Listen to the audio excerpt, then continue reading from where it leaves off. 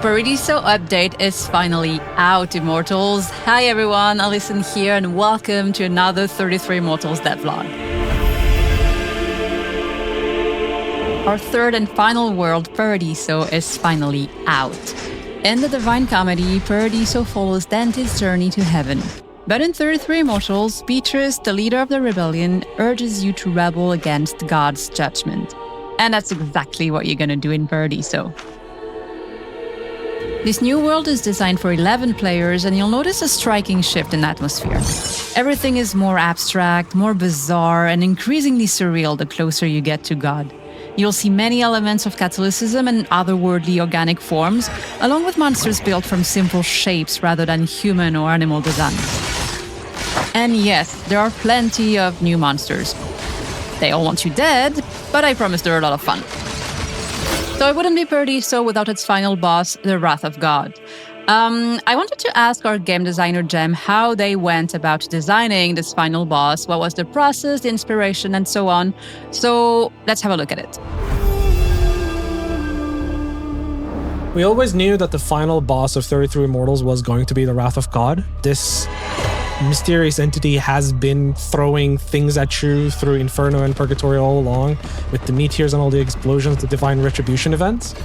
And now you finally get to face Wrath of God at the end of Paradiso. For this fight, we made the big attacks function more like puzzles, in contrast to how they were in Lucifer and Adam and Eve, where the objective is more like destroying enough of the things so that you could survive a little. But with Wrath of God, we've changed things up a little in the same way that with the chamber objectives, with the escort and gather and capture, where we ask you to do different things to complete objectives. That's what we're doing with Wrath of God, but amped up a little so that it feels like a proper boss fight. The other thing that we've done is the big attacks of Wrath of God are all or nothing. In Lucifer and Adam and Eve, we have the concept of partial successes. So for example, with Eternal Sorrows, you can destroy only a few of the tiers and you can still get safe spots. We don't do that in Wrath of God, so you better solve those puzzles. And to solve those puzzles, you will need other players. In Paradiso, we're no longer simply recommending that you play cooperatively. We're now asking and demanding that you play cooperatively. These puzzles have been designed in a way that you cannot solve them by yourselves. So you need to act as a team, know what you're doing, learn the fights, be patient. And in no time, you too will be able to defeat Wrath of God. We noticed that some weapon upgrades had a low pick rate, so we decided to give them some love and buff them, hopefully creating some new great builds. Some of the Glaive of Temperance, both Hope, Staff of Sloth, and Sword of Justice's weapon upgrades are now a lot more powerful and fun, and you can find a full list of changes in our latest dev diary. Special praise for Echoing Orbs, which is now full chaotic with orbs that explode after a delay or when in contact with an enemy.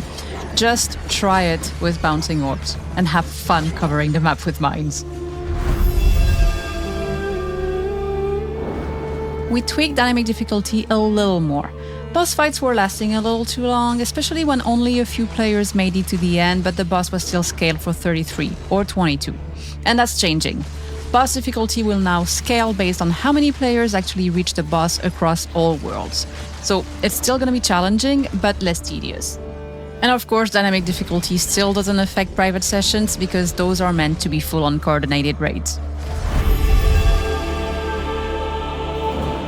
The tutorial is also getting some slight improvements after many players told us that they felt lost after being thrown into a run.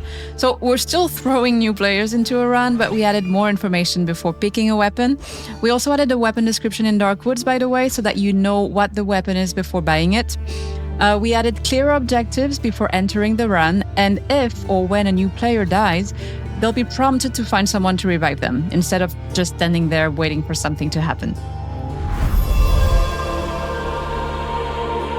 Finally, we added some very popular community requested features. You can now join a party directly from Darkwoods without having to use a third-party service. You just have to select your destination, drop your flag, and nearby players will be able to interact with it and join your party. We know you love to nerd out about numbers, and many of you were asking for it, so we added additional end-of-run stats. You can now see fun things like total amount of damage dealt or taken, among other stats. And last thing, we removed the world keys. Many of you mentioned that it sometimes felt like you wasted a key in Purgatorio for different reasons, such as getting crushed by a mean red lady as soon as you enter the run. So word keys are gone.